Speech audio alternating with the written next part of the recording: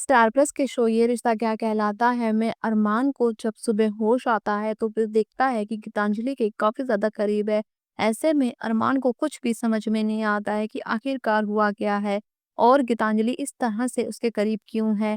क्योंकि अरमान तो नशे में था, कल रात उसे कुछ भी याद नहीं है और उसका सर भी काफी ज्यादा दर्द कर रहा होता है। ऐसे में अरमान को कुछ भी समझ में नहीं आता और वो गीतांजलि को जोर से धक्का मारता है और खड़ा हो जाता है।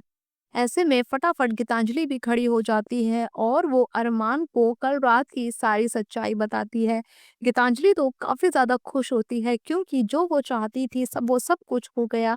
ऐसे में आज गीतांजलि के तो ज़मीन पाँव पर ही नहीं टिक रहे हैं, वो काफ़ी ज़्यादा खुश है।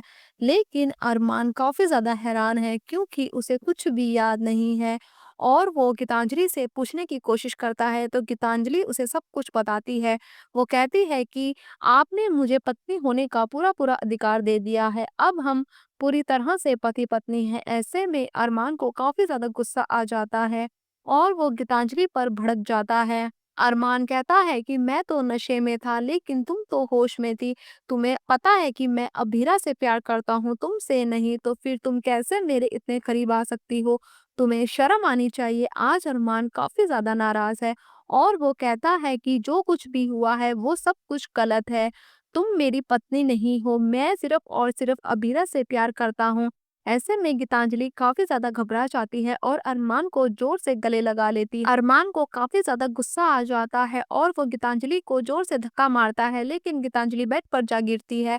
ऐसे में गीतांजलि को रियलाइज़ होता है कि वो अरमान की ज़िंदगी में अपनी जगह कभी नहीं बना पाएगी। ऐसे में अरमान की बातें सुनकर गीतांजलि को बहुत ही ज़्यादा गुस्सा आता है और उसकी जेलसी का लेवल भी काफ़ी ज़्यादा बढ़ जाता है क्योंकि अरमान उसे साफ-साफ कह देता है कि वो सिर्फ़ और सिर्फ़ अबीरा का है और वो मरते दम तक अबीरा का ही रहेगा।